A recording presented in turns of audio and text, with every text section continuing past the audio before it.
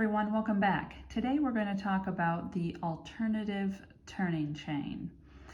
I think you're really going to like this. Now, for a turning chain, you all know that whenever you're going to start a new row, you want to put in the appropriate number of chains at the beginning to represent the height of the stitches that you're about to do.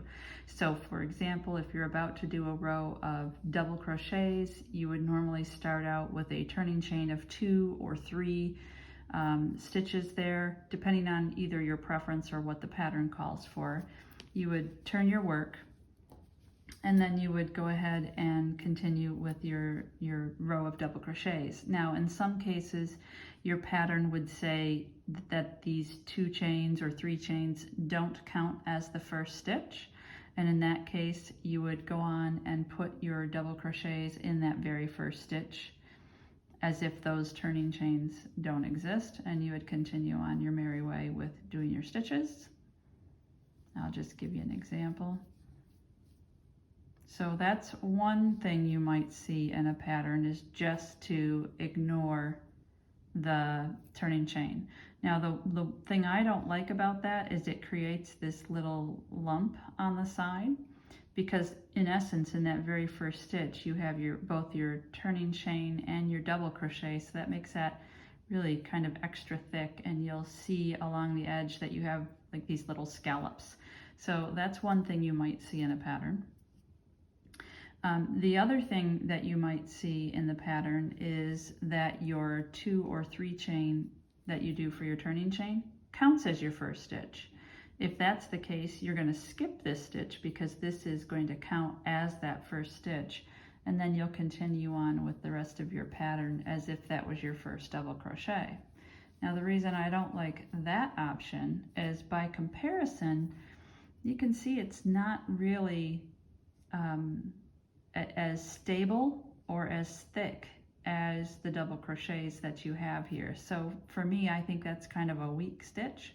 The other thing I don't like about using the turning chain as your first stitch is when you come back around the next row and you're going to put a stitch into that turning chain, what you're in essence doing is putting a stitch into just one of the stitches, because it's just a chain, right? So you have to put your stitch into just one, and that makes that unstable too, and it can pull that out. So I don't like either of those options.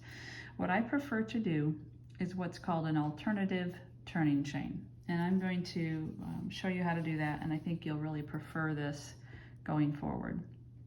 So the first thing that you need to know is when you're doing an alternative turning chain, you turn your work first.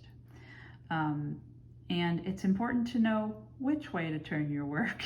So normally you would do your chains and you'd turn your work to the right. In this case, it's important that you turn your work to the left. And you'll see why as we go on.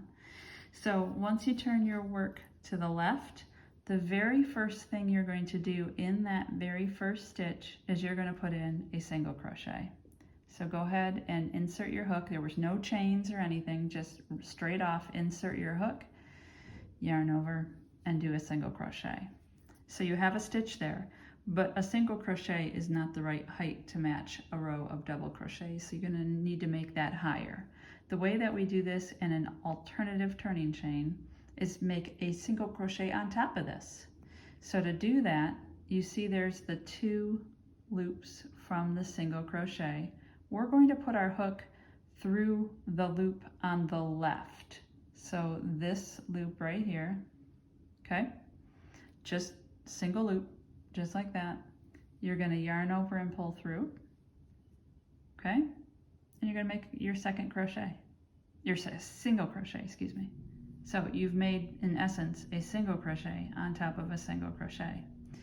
If this were to be a row of triple crochets, you could do that again and have your alternative turning chain 3 high to match the height of a triple crochet. All you would need to do is once again stick your hook into the loop on the left of that single crochet you had just made, yarn over and pull through, and finish your single crochet. Now you have a single crochet on top of a single crochet on top of a single crochet. So in essence, it's 3 high. So the reason I like that, or first of all, let's do that one more time just to make sure you can all see what we did here. Okay. So we're here at the end of the row. We're going to turn the work to the left. Okay. In that very first stitch, do a single crochet. Now insert your hook into the loop on the left of that single crochet, yarn over, pull through, and do another single crochet. There is your double crochet height alternative turning chain. Now you can continue with the rest of your double crochets for that particular row. Now you'll see the thing that I like about it, not only is it straight and it's the right height, it also looks the right thickness for double crochets, and it has the right amount of stability. The other thing I like about this is that as you come back around for your next row, let's say we've turned back around and now we're coming back around to the end, when you go to put a stitch in the top of that, it's not a chain, it's a full stitch. So you can actually insert your hook like normal into a normal stitch on both sides of that little V and complete a full stitch, and that continues to make that a stable stitch for you. I have done the alternative turning chains across this entire pattern, and you can see how nice and straight it is. You can see how stable that is. And this is a blanket pattern that I'm doing. I'm actually going to have a video out on this. I'll put a link in the description box in case you're interested. I think this is a beautiful pattern, but you know, this is such a nice stitch on the side. If you didn't want to, you didn't even need to do a border on this. It's a, like I said, a nice stable stitch. So I think you'll enjoy the alternative turning chain. I hope this is helpful for you. If you have questions on it or need something further or some further instruction, please go ahead and leave a comment in the comment box below. Thanks, everyone.